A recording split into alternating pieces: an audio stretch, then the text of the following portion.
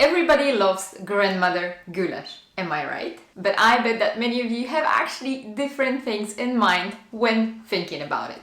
In this video, I will show you not one, 5 different goulash variations that are popular within Germany. So I'm gonna start with a classic German goulash, how we know it in the western part of Germany. This one is made of beef and good amount of onions.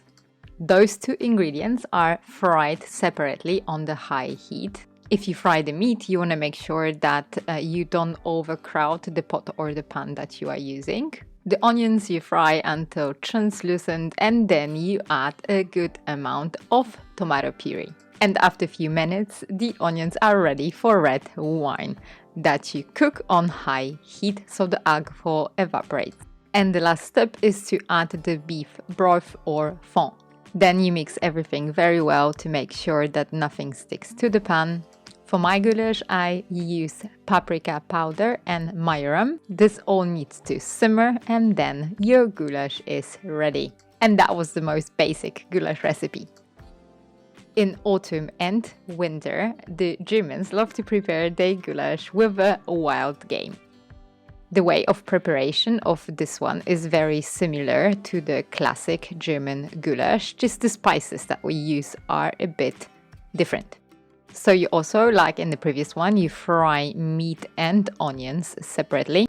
Then you add tomato puree and meat to onions, as well as wild game fond. And for seasoning, I use pepper, bay leaf, and juniper berries. And then I let it simmer until the meat gets tender. And although this goulash variation is very similar, it is served completely differently. We love serving it with a canned pears and lingonberry jam.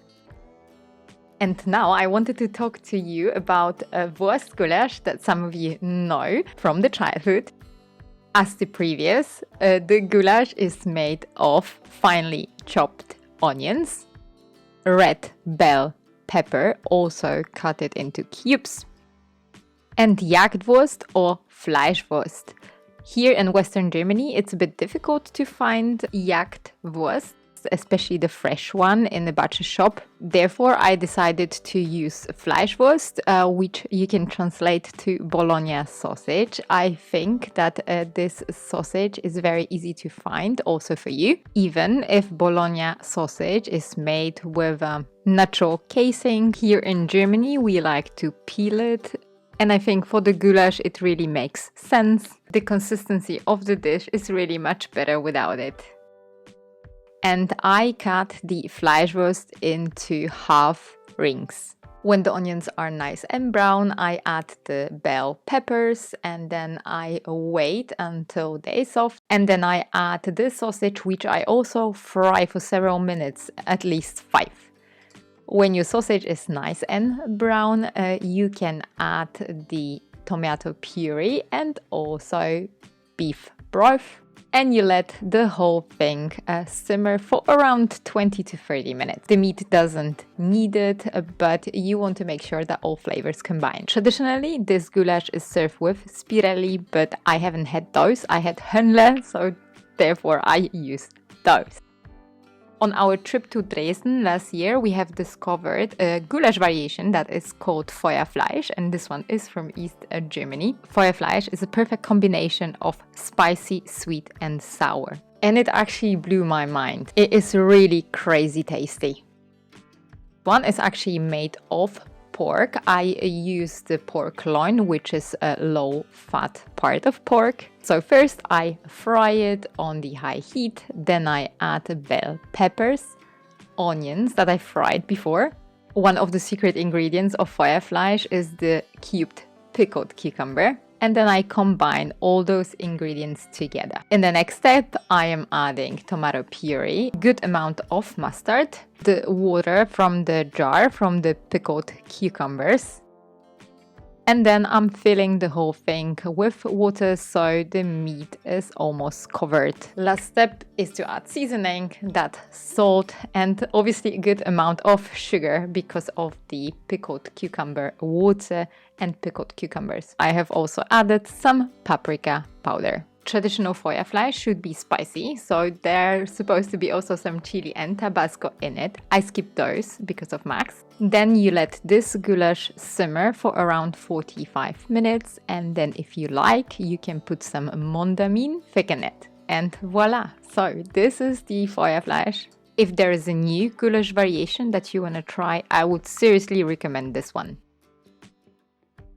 And the last goulash variation that I want to talk about is called Szegediner Goulash, and that one likely comes from Hungary. I will skip the history of this dish because there are so many assumptions that I'm not sure who to believe. But one thing is sure, that traditionally it is made of pork, bacon, sauerkraut and onion.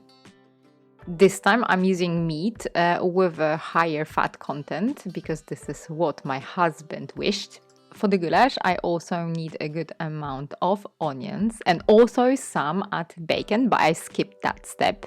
So when it's about the preparation, I fry the onions on the medium heat. Then I add ground caraway seeds and then I add the meat that is cut it into stripes. And I fry it on the medium-high heat. Then I add some paprika powder, of course. Also 1 garlic clove. 2 tablespoons of normal all-purpose flour. And then I fry it for a second on the low-medium heat. Then I add just a plain water just to cover the meat. And then I let it simmer for around 30 minutes. This variation of goulash contains sauerkraut. I am using Fasskraut von Köhne, which is fix und fertig. Cool thing about it is that it's cut into smaller pieces. So after the 30 minutes, I am adding this sauerkraut to the goulash. My meat is soft, so I didn't need to simmer it. The last step is to add some sour cream. And at this point, your goulash is ready. You don't need to simmer it anymore. If you want to thicken it, you can thicken it, but for me, the goulash had the perfect consistency already. This goulash variations is also extremely tasty, especially because it's also kind of sweet and sour because of the sour cream and the sweet paprika powder. It was also an incredible discovery for me.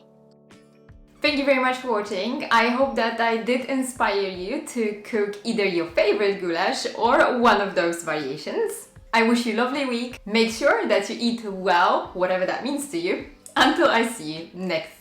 Bye!